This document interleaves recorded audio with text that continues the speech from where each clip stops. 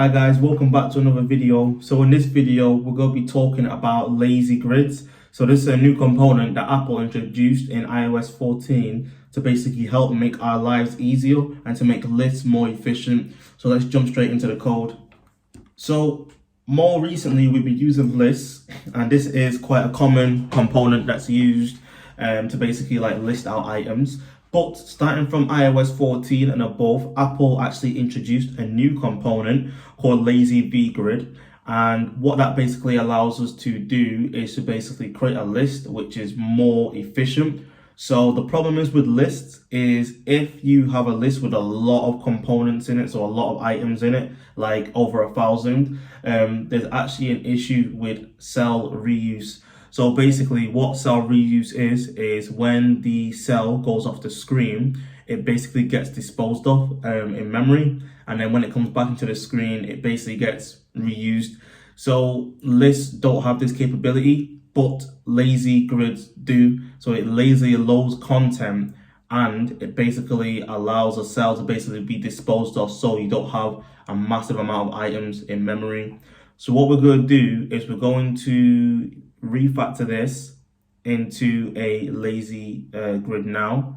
But before we do that, it's worth noting that this component can actually only be used on iOS 14 and above. And if you're someone who actually needs to use this in an iOS 13 project, then you're more than likely to have to stick with lists. Or alternatively, you can incorporate UIKit into SwiftUI to basically use something like a table view, a UI table view, or a UI collection view.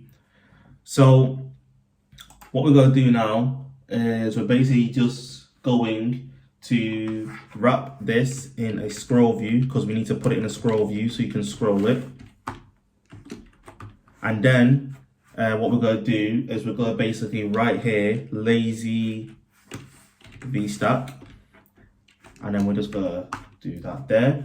And then what we're going to do is just copy the for each and then paste that in here and then delete the list.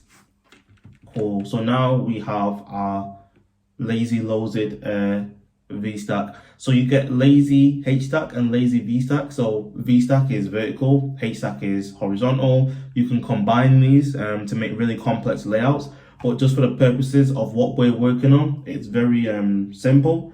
But again, in a future video, we'll go into more details and more, complex UIs and how we can combine them and the properties that they offer. So if I just hit play on this now, you'll see that we've got our list working. But as you can see, it's removed all our styles. And that's one of the benefits with lists, is that you basically get like default styles that you would with like a table view. But with lazy vstacks, it's literally just a vertical stack that's just basically efficient. So what we're going to do now is we're actually going to apply some spacing to the item and the vstack. So in the lazy vstack, I just want you to create that parentheses and then create a property spacing and then say 24. So that 24 spacing between each item. And then what we'll do is on the actual lazy vstack, we want to basically push it away from the edges. So on the scroll view, in the container that the vstack is in, we'll put some padding. So we'll say dot padding, and then we'll say horizontal. So horizontal being left and right. And then what we'll say is 8. So we get 8 padding. Cool. And then what we'll do now is we'll just put some space from the top here. So we'll say on the lazy vstack, so not the scroll view, on the lazy vstack, we'll say dot padding again, and then we'll say dot top, and then we'll give that 8. So it pushes it down a bit by 8 to give it some space to breathe. So it really is that simple to basically just add a lazy grid in. So now that we've got this lazy vstack in, if we were in the future to add more items to it, like maybe we were to combine different leagues and different sections, this would be way more performant than using a list. So in this video, we tackled a really basic usage of using lazy vstacks, but in the future, we actually will build more complex layouts and see how we can actually use this, and it's really powerful.